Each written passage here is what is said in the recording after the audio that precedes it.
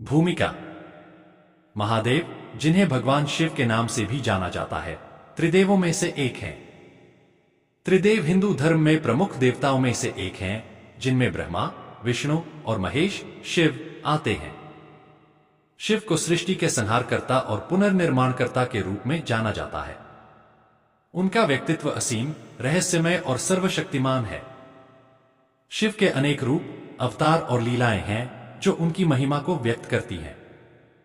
वे आदि योगी, नटराज, भोलेनाथ, त्रिपुंडधारी और कई अन्य रूपों में पूजे जाते हैं। शिव की उत्पत्ति। शिव की उत्पत्ति से संबंधित कई पौराणिक कथाएं हैं, लेकिन उनमें से एक सबसे प्रसिद्ध कथा शिवलिंग के प्राकट्य से जुड़ी है। एक बार ब्रह्मा और विष्णु के बीच विवाद हो गया कि उनमें से कौन श्रेष्ठ है। विवाद के दौरान एक विशाल अग्निस्तंभ प्रकट हुआ। यह स्तंभ इतना विशाल था कि इसका आरंभ और अंत न दिखता था। ब्रह्मा और विष्णु ने इस स्तंभ के आरंभ और अंत को जानने की कोशिश की, लेकिन दोनों असफल रहे। तब शिव इस स्तंभ से प्रकट हुए और यह घोषणा की कि वे ही सृष्टि के मूल आधार हैं, जो आरंभ और अंत से परे हैं। शिव और शक्ति, सती और पार्वती की कथा। शिव और शक्ति, देवी सती की कथा महादेव की सबसे प्रमुख कहानियों में से एक है। सती, जो दक्ष प्रजापति की पुत्री थीं, ने शिव को अपने पति के रूप में चुन लिया।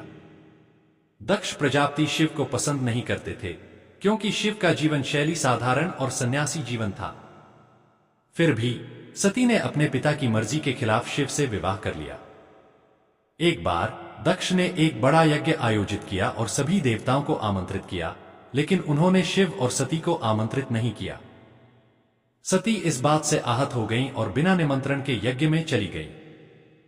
वहां जाकर उन्होंने अपने पिता से इस अपमान के बारे में पूछा। उनके पिता ने शिव का और अधिक अपमान किया, जिसे सती सहन नहीं कर पाईं। क्रोधित होकर सती ने यज्ञ अग्नि में अपने प्राण त्याग दिए।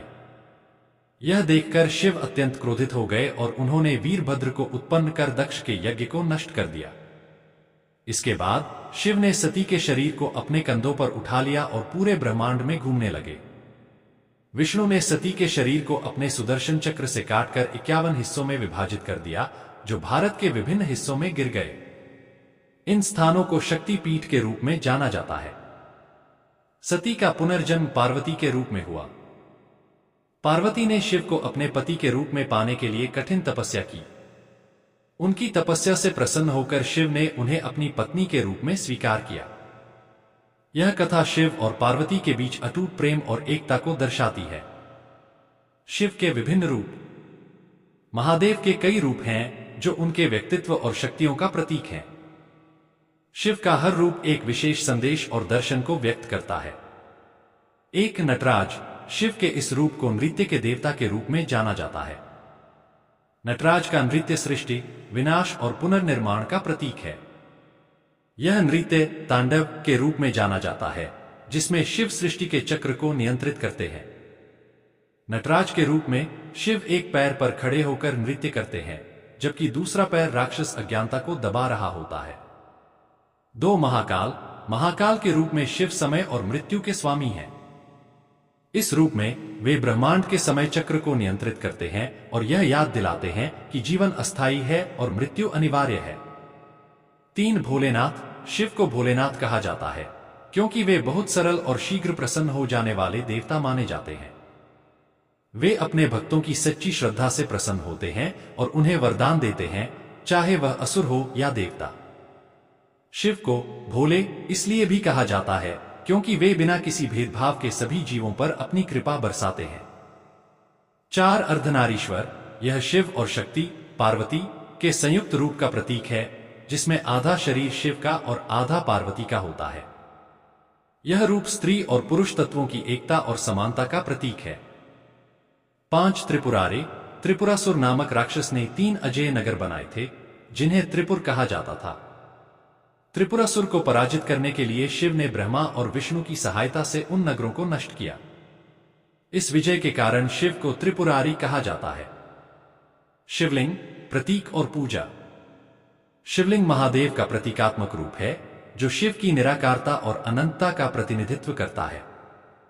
शिवलिंग का आकार अंडाकार होता है जो सृष्टि के आधार और ब्रह्मांड की अनंत ऊर्जा को दर्शाता है। शिवलिंग की पूजा में जल, दूध, बेलपत्र, धतूरा आदि अर्पित किए जाते हैं।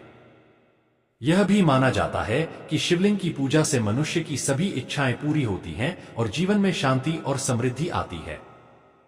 शिवलिंग की पूजा के पीछे यह मान्यता है कि शिवलिंग शिव की असीम शक्तियों का केंद्र है और इसकी आराधना से ब्रह्मांड की ऊर्जा से जुड़ा जा सकता है।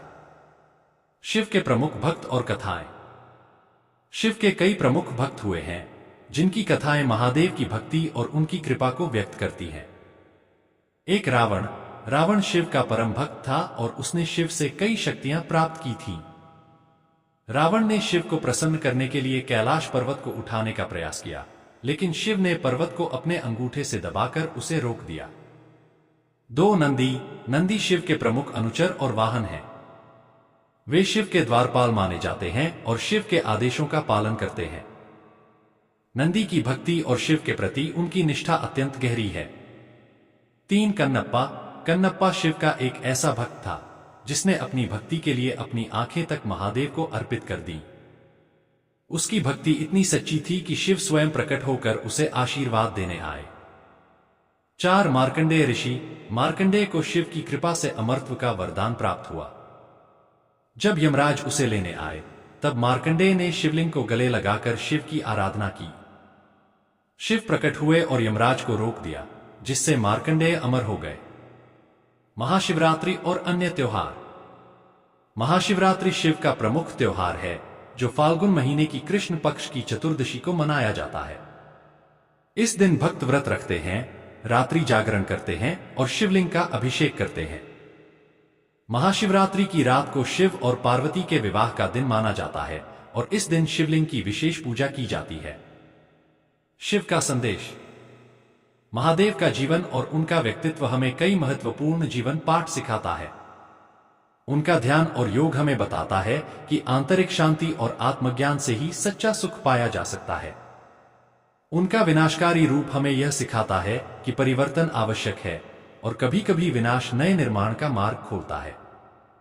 शिव का अर्धनारीश्वर रूप हमें सिखाता है कि स्त्री और पुरुष तत्वों की एकता से ही सृष्टि का संतुलन बना रहता है। निष्कर्ष। महादेव शिव एक ऐसे देवता हैं जिनका व्यक्तित्व असीम, रहस्यमय और शक्तिशाली है। उनका हर रूप, हर कथा